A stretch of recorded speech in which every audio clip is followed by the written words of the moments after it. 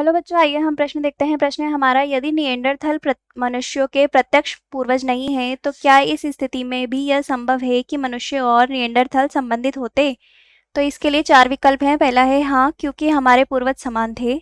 दूसरा है हाँ, परंतु केवल सब तभी यदि निएंडरथल और मनुष्य ने आपस में प्रजनन किया होता। तीसरा है नहीं, क्योंकि मानव के विकास का वृक्ष सीधा और बगैर शाखा का है। और चौथा है नहीं, क्योंकि इसका अर्थ यह है कि निएंडरथल मनुष्य की तुलना में पूर्ण रूप से अलग जीवों की शाखा से विकसित हुए हैं। तो सबसे पहले हम देख लेते हैं हमारी मुख्य अवधारणा,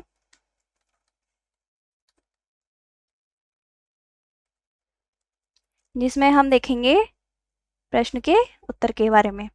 तो जो मनुष्य का वंश वृक्ष है, मनुष्य या हम इसको मानव कह सकते हैं, इसका जो क्या है वंश वृक्ष है, वह कई सारी शाखाओं में विभाजित है इस तरीके से। तो इसको हम एक शाखित वंश वृक्ष कहते हैं, जिसमें निएंडरथल मानव जो है वह एक शाखा बनाता है, यानी कि एक शाखा जो है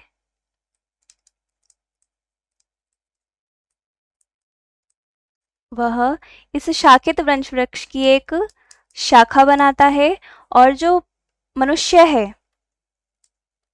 वह दूसरी शाखा का जीव है। तो इस तरीके से हम देखते हैं कि जो शाखित वंश वृक्ष में जो अलग अलग शाखाएं हैं, वह समान पूर्वज को क्या करती है, बताती है, यानी कि इनके जो पूर्वज थे वो कैसे थे, समान थे। तो अब हम प्रश्न देख लेते हैं। प्रश्न में विकल्प है हाँ, क्योंकि हमारे पूर्वज समान थे, तो यह समान पूर्वजों को दिखा रहे हैं, इसलिए यह कथन सही है। दूसरा है हाँ, परंतु केवल तभी यदि निएंडरथल और मानव मनुष्य ने आपस में प्रजनन किया होता, तो यह संभव नहीं है, इसलिए यह विकल्प गलत है।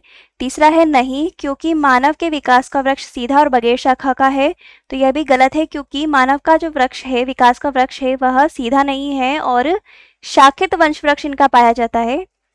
और चौथा है नहीं, क्योंकि इसका अर्थ यह है कि निएंडरथल मनुष्य की तुलना में पूर्ण रूप से अलग जीवों की शाखा से विकसित हुए हैं, तो यह भी सही नहीं है, क्योंकि यह एक ही प्रकार के पूर्वजों से उत्पन्न हुए हैं, इसलिए यह विकल्प भी गलत है।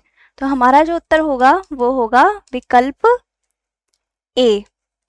आशा है आप उत्तर समझ गए होंगे। धन्यवाद।